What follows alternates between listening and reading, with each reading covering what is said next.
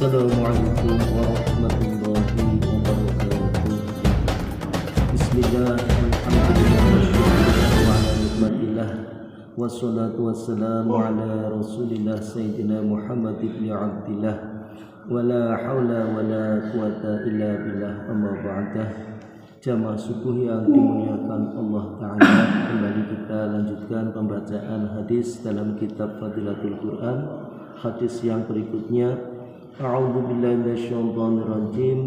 An Abi Dzar radhiyallahu anhu qala Rasulullah sallallahu alaihi wasallam, innakum la tarji'una ila Allahi bi syai'in afdala mimma kharaja minhu ya'ni al-Qur'an. Rawahu Hakim wa Abu Dawud. Dari Abu Dzar radhiyallahu anhu berkata, bersabda Rasulullah sallallahu alaihi wasallam, sesungguhnya kalian tidak akan kembali kepada Allah dengan membawa sesuatu yang lebih utama selain membawa apa yang keluar darinya, yakni Al-Quran.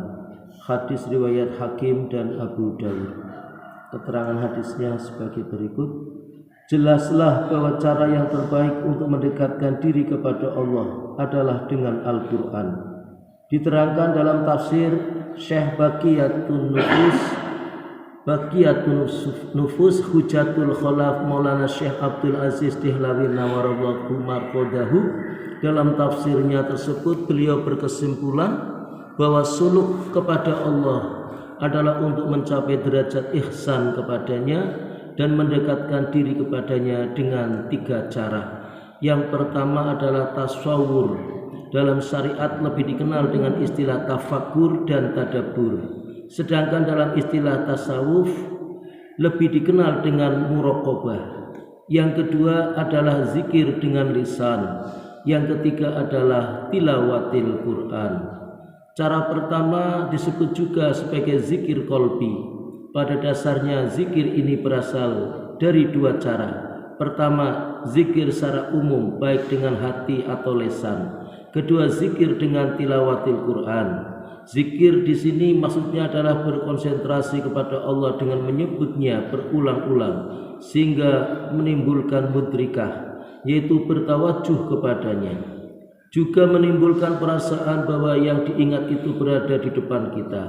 Jika senantiasa berkeadaan demikian akan menghasilkan ma'iyah atau kebersamaan, sebagaimana diterangkan dalam hadis di bawah ini, yang artinya, hambaku selalu mendekatiku dengan amalan nawafil atau sunnah sehingga aku mencintainya, maka aku akan menjadi pendengarannya yang dia mendengar dengannya, menjadi penglihatannya yang dia melihat dengannya, menjadi tangannya yang dia memegang dengannya, dan menjadi kakinya jika dengannya ia berjalan.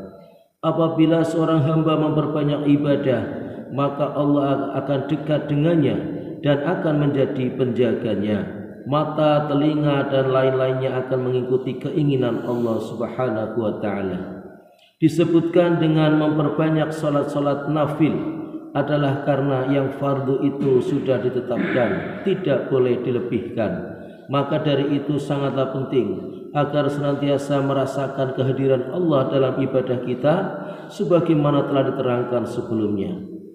Tetapi cara bertakarub seperti ini hanya digunakan untuk mendekatkan kepada zat Allah yang kita cintai, karena tidak mungkin dapat mendekati manusia dengan sering menyebut namanya saja.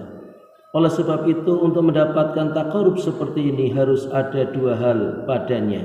Yang pertama, dia harus dapat mengetahui zikir setiap orang yang mengingatnya, baik secara lisan atau dalam hati, meskipun dalam waktu dan bahasa yang berlainan.